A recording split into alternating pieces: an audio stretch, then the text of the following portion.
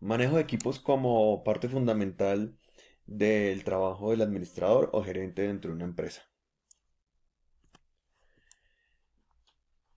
¿Qué es un grupo? Finalmente, un grupo son dos o más individuos que interactúan o que van a interactuar entre sí para el logro de objetivos. Dentro de las empresas se pueden destacar que existen dos tipos de grupos, los grupos formales y los grupos informales.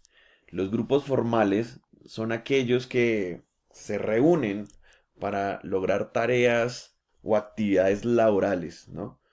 Y los grupos informales, pues son aquellos que se reúnen de una forma de necesidad de socializar con otras personas. Entonces, la idea es que dentro de las empresas, pues más que todo se conformen los grupos formales, que son los que realmente pueden lograr objetivos dentro de la empresa. El grupo informal es una forma de interactuar, pero no siempre se reúnen para realizar tareas o actividades laborales dentro de la empresa. ¿Qué tipo de grupos formales existen? Existen grupos de mando. Estos grupos de mando están determinados por el organigrama y son aquellos que informan directamente a los gerentes, ¿sí? Son las personas que mandan dentro de la compañía. Existen grupos de tarea que se reúnen para realizar una tarea específica, se reúnen durante un tiempo y pues realizan o ejecutan dichas tareas. Existen los grupos interfuncionales, pues son grupos que tienen diversas destrezas, diversos conocimientos y que se reúnen para poder interactuar y compartir esos diversos puntos de vista. Y existen pues los equipos autodirigidos, pues son aquellos grupos independientes, grupos que adquieren responsabilidades gerenciales y que pues realmente no necesitan de supervisores para poder realizar o ejecutar las tareas. Son los grupos que se pueden conformar dentro de una empresa. ¿Cuáles serían las etapas de desarrollo de los grupos dentro de una empresa? Vemos que aquí existen 6 etapas. Vemos que la primera etapa es la formación. En esta formación, pues, de alguna manera se llaman a personas a conformar, ¿cierto? Se hace una convocatoria donde se conforma el grupo. En segunda etapa existen conflictos dentro de ese grupo, porque se tienen que asumir papeles dentro del grupo, personas que no están de acuerdo, personas que discuten, personas que no saben lo que quieren hacer dentro del grupo.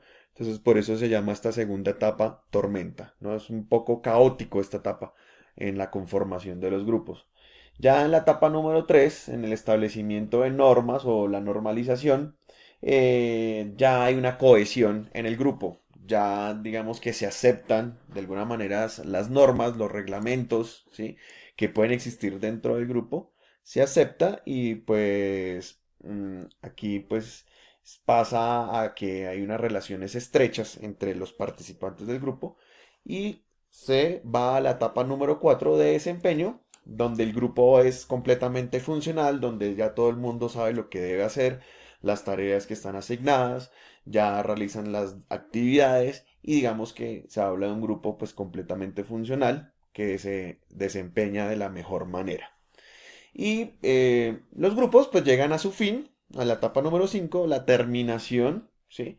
Donde pues se cierran todas las actividades, ¿sí? Y que de alguna manera pues el desempeño del grupo empieza a bajar, pues digamos que con tal de ya terminar pues la tarea o la actividad que se haya planteado. ¿De qué depende el desempeño y la satisfacción del grupo? Aquí pues podemos ver que hay unas condiciones externas que son impuestas al grupo, ¿sí? El comportamiento del grupo pues depende de estas condiciones externas, que hace referencia a las condiciones externas. Por un lado pues la estrategia corporativa, ¿cierto? ¿Cuál es la estrategia corporativa? ¿Hacia dónde quiere ir la empresa? Pues de alguna manera el grupo que se está conformando para un trabajo específico depende de la estrategia corporativa, también depende de las estructuras organizacionales en temas, por ejemplo, de autoridad, ¿no? Eh, quién es la persona que manda realmente, entonces, y qué tipo de órdenes da, pues son imposiciones que se dan al grupo, entonces, de ahí, de acuerdo a eso, pues el grupo se puede desempeñar mejor o peor, ¿no? Y también cierto tipo de normas o reglamentos que hay dentro de la empresa que hace que un grupo pueda desempeñarse mejor o peor, ¿no? Por otro lado, también afecta el desempeño y la satisfacción del grupo, los recursos que tienen los integrantes de estos grupos, ¿no? Es decir, recursos hablamos del conocimiento de cada una de las personas, de sus habilidades, de las destrezas. Todo ese tipo de cosas finalmente pues hace que las personas puedan desempeñar mejor en su grupo y pueda ser un grupo competitivo como tal. Entonces todo eso pues de alguna manera puede generar la satisfacción de estas personas que integran el grupo y pueden elaborar mejor pues las tareas. En este modelo que podemos ver, pues precisamente vemos como el, el diagrama que hace finalmente el desempeño y la satisfacción. Entonces vemos que las condiciones impuestas al grupo, pues afecta como tal la estructura del grupo, los recursos de los miembros del grupo, ¿sí? Los distintos procesos y pues las tareas del grupo que tiene y que debe efectuar y pues que termina en un desempeño que puede ser bueno y una gran satisfacción, ¿no? Digamos que todo ese tipo de cosas afectan cómo el grupo puede empezar a trabajar. Hay unas estructuras de grupos. Dentro de esto vemos que son 6 elementos que se pueden tener en cuenta en cuanto a la estructura de los grupos. La primera son los roles. Ustedes entenderán que dentro de los grupos, cuando se conforman grupos de trabajo, hay papeles que hay que desempeñar, ¿no? Cada uno desempeña un papel, ¿cierto? Y que es importante para el grupo. Es importante que realmente las personas asuman un papel que se debe desempeñar dentro de ese grupo. Hay unas normas que se establecen que de alguna manera deben ser aceptadas, ¿no? Por los miembros del grupo, como por ejemplo la puntualidad en las reuniones, la producción o productividad de cada uno de las personas que están dentro de ese grupo, ¿cierto? La adaptación, ¿no? Se desea, digamos que cuando uno está dentro de un grupo de trabajo, pues uno desea ser aceptado y desea adaptarse a ese grupo. Entonces esa adaptación pues en algunas ocasiones le cuesta a los integrantes del grupo. En la medida que uno esté adaptado pues puede desempeñarse mejor, ¿no? Es importante todo el tema de la opinión que tiene uno de las demás personas del grupo, ¿no? Como que es importante la opinión que le den uno de las personas del grupo. Sistema de estatus es una posición o nivel que uno ocupa dentro de un grupo. Puede ser que hayan personas que tengan el estatus de el que más sabe, ¿cierto? El que mejor se desempeña en las matemáticas, el que mejor está en finanzas, el que más habla, el que mejor vende. Pues son los distintos estatus que uno puede tener dentro del grupo, ¿no? Y también pues es evidente que dentro de ese estatus pues hay una persona que se reconoce como el líder, ¿no? Como el líder de ese grupo, ¿no? Otro elemento dentro de la estructura es el tamaño que puede tener el grupo. Esto afecta el comportamiento del grupo, este tamaño. Por lo general, grupos muy grandes, ¿cierto? Se dice que grupos más de 12 personas empiezan a ser grupos y que no se pueden manejar bien, que no se desempeñan de la mejor manera. Una cantidad apropiada serían 12 personas dentro de los grupos. Entonces, grupos grandes, difícil manejo y grupos pequeños, pues mucho más funcional y mejor desempeño puede llegar a tener.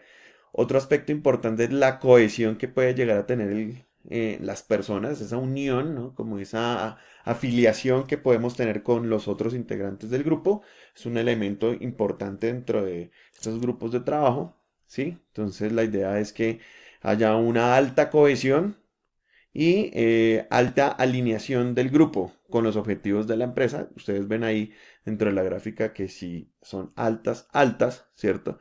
Vemos que hay un aumento importante de la productividad, ¿no? Entonces la cohesión se vuelve importante para el cumplimiento de objetivos dentro de la empresa. Por el contrario, si la cohesión es baja, pues ustedes pueden ver que pues, el aumento puede ser moderado, ¿sí? Y que también si no hay alineación del grupo con los objetivos de la empresa, pues definitivamente no hay nada en cuanto a la productividad.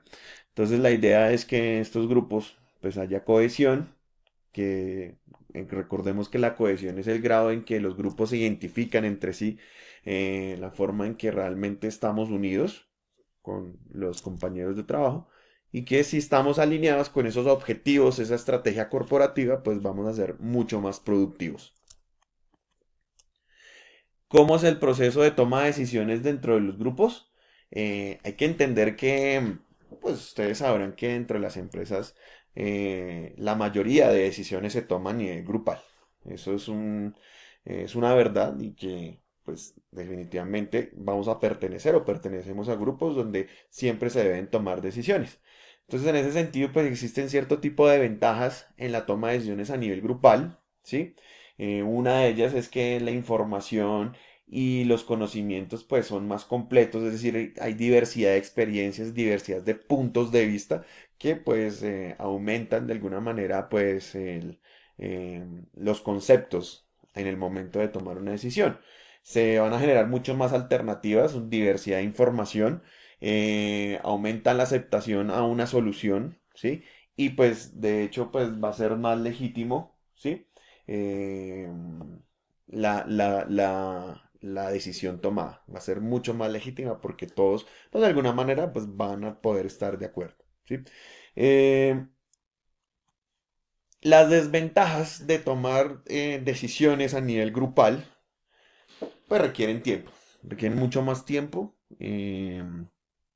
Nos vamos a demorar más tomando una decisión a nivel grupal que a nivel unilateral.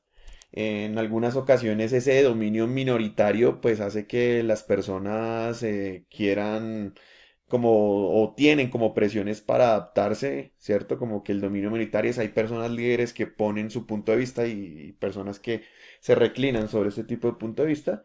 Y bueno, la responsabilidad de una toma de decisión a nivel grupal es que es ambigua, ¿no? Como que no se sabe quién finalmente es el responsable de esa toma de decisiones. Se generan conflictos, ¿cierto? Hay conflictos dentro de las toma de decisiones. La idea es que pues podemos ver que hay distintos puntos de vista frente a los conflictos, ¿cierto? Que es malo, que de alguna manera es natural e inevitable, que es necesario para tener un mejor desempeño, ¿cierto? Que mejoran el desempeño, que de alguna manera impiden lograr los objetivos. Pues pueden haber distintos puntos de vista, pero lo cierto es que siempre van a haber conflictos en los grupos de trabajo. Siempre van a haber y que de alguna manera hay que solucionarlos, ¿sí? Entonces aquí vemos, ¿sí? El nivel de desempeño del grupo y el nivel del conflicto que se puede presentar, ¿sí? Un conflicto a nivel muy alto, pues lo que vemos es que realmente el tipo de conflicto va a ser disfuncional y que va a ser negativo, caótico, ¿cierto? Y que realmente pues no va a poder trabajar bien el grupo como tal, ¿sí? En otras ocasiones, si el conflicto, el nivel de conflicto es bajo y el desempeño del grupo pues también es bajo, pues la gente va a ser apática, ¿cierto? No va a haber realmente ganas de cambiar y bueno. Sin embargo, hay unos niveles de conflicto como es en el punto B, que podemos ver que pues el conflicto puede ser óptimo, que puede ser funcional y que la crítica que pueda haber en esos conflictos y las enseñanzas que hay en los conflictos, pues puede dar un mejor desempeño del grupo. Tipos de conflicto, conflictos de tareas, relaciones y procesos. De tareas, pues son tareas que nos dejan y que de pronto no vamos a estar de acuerdo, ¿cierto? Las relaciones, pues vamos, siempre hay conflictos de las relaciones con las personas, no estamos de acuerdo con las personas, no nos cae bien alguien, entonces va a haber conflictos, ¿no? Y pues vemos que hay conflictos en los procesos de cómo se realiza el trabajo, no vamos a estar de acuerdo cómo se puede realizar el trabajo. ¿Qué formas de resolución de conflictos hay? La imposición, la colaboración, el compromiso, evasión y la adaptación. Vemos que realmente el más acertado sería la colaboración. Entonces, resolución de conflictos mediante la búsqueda de una solución ventajosa para todas las partes. Sería como el mejor porque sería asertivo y sería el más colaborador. Eso es entonces en cuanto el manejo de equipos y de grupos de trabajo.